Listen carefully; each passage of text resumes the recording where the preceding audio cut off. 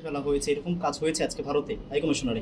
তো এই বিষয়ে এর সাথে প্রতিক্রিয়া আপনাদের? এবং কয়েকজন, আমরা যতটুকু জানতে পেরেছি যে কয়েকজন কর্মকর্তাকে লাঞ্ছিত করা হয়েছে হাইকমিশনের সামনে। এই বিষয়গুলো নিয়ে আসলে কি আগরতলায়? জি,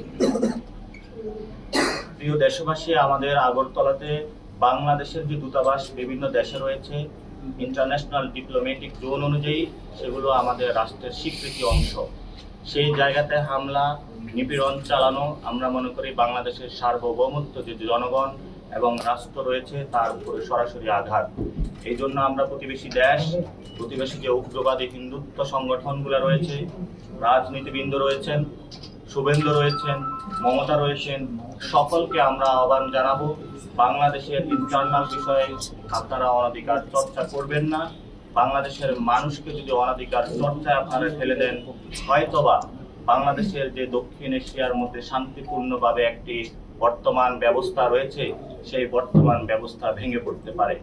এটা আমরা দেখেছিলাম 47 সালে যে ধরনের একটি বিশৃঙ্খলার মধ্য দিয়ে ভারত উপমহাদেশ গিয়েছিল, সেই একটি বিশৃঙ্খল পরিবেশের যে তারা সৃষ্টি করা চলছে, সেখানে আমরা তাদেরকে বলবো শান্তিপূর্ণভাবে বজায় থাকুন। ডিপ্লোম্যাটিক জোন রয়েছে, সেগুলোর মধ্যে আলোচনা রয়েছে, আলোচনার দ্বার উন্মোচন আছে, সকলের মধ্যে আলোচনা করে আমরা একটি শান্তিপূর্ণ অবস্থানে আসি। দক্ষিণ এশিয়া প্রলম্বিত হওয়ার একটি সুযোগ রয়ে যাবে।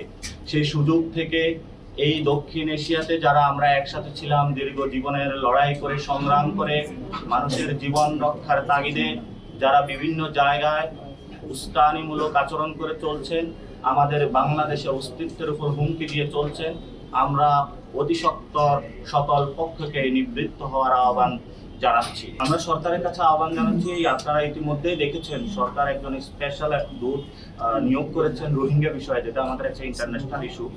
তো আমরা আশা করি সরকার আরো কিছু উদ্যোগ নেবেন, যে নদী আন্তর্জাতিক যে চুক্তিগুলো রয়েছে সেগুলো অনুযায়ী দ্রুত ব্যবস্থা নেওয়া। এবং গত 15 বছরে এই বিষয়গুলোতে কথা বলার জন্য অনেক মানুষকে খুন করা হয়েছে, গুম করা হয়েছে, এবং এই খুন বা গুমের যদি কোনো আমরা প্রতিশোধ পেতে চাই তাহলে এগুলো নিয়ে ইন্টারন্যাশনাল কোর্ট রয়েছে, আন্তর্জাতিক বিভিন্ন সংস্থা রয়েছে, সেখানে সরকারের অতি দ্রুত যাওয়া প্রয়োজন। এবং আমি নিজেও রাজু ভাস্কর্যে 54 দিন অবস্থান করেছিলাম সীমান্তের হত্যাকাণ্ড নিয়ে। এই সীমান্ত হত্যাকাণ্ডে আমরা আর একটি হত্যাকাণ্ড দেখতে চাই না। যদি সীমান্তে আরেকটি হত্যাকাণ্ড হয় তাহলে আমরা মনে করি বাংলাদেশে জনগণ এই বিষয়ে বর্তমান পরিস্থিতিতে একটি কড়া জবাব দিতে বাধ্য হবে।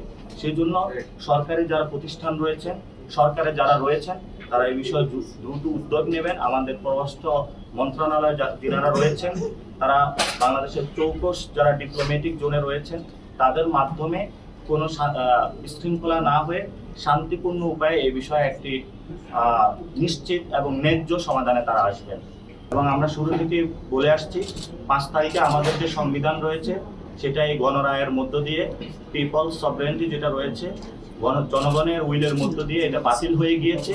সেই প্রস্তাবনা আমরা রেখেছি। এই সংবিধান আমরা এখনো মানি না, ভবিষ্যতেও মানব না, কারণ এই সংবিধান ফেসিবাদের সংবিধান। আমরা সেই বিষয়গুলো আমাদের আগামীকালের কর্মসূচিতে এবং যে প্রস্তাবনা রয়েছে সেখানে আমরা ইঙ্গিতগুলো রেখেছি। এবং আজকে আমরা এই সংবাদ সম্মেলনে আপনাদের কাছ থেকে জনগণের পৌঁছাতে চাচ্ছি যে বর্তমান যে সংবিধান রয়েছে এটি একটি ফেসিস্ট সংবিধান, এবং এই সংবিধানে গত 15 বছরের খুনের জন্য দায়ী, গুমের জন্য দায়ী, এবং 2000 যে শহীদ হয়েছিল এই শহীদদের যে বিচার প্রক্রিয়ার জন্য এই সংবিধান বিভিন্ন জায়গায় বাধাগ্রস্ত করছে। এবং আমরা এটাও দেখতে পাচ্ছি বিভিন্ন যে প্রতিষ্ঠান রয়েছে সেই প্রতিষ্ঠানে মুজিববাদের যে দোসরগুলো রয়েছে এবং মুজিববাদের ছবি এখনো ঝুলছে।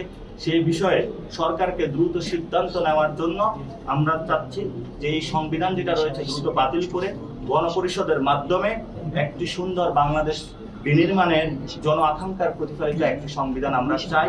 এবং এই বিষয়ে আমরা আগামীকালকে 11টায় হলেও সাংবিধানিক যে প্রতিষ্ঠান রয়েছে সেখানে আমরা প্রস্তাবনা পেশ করব।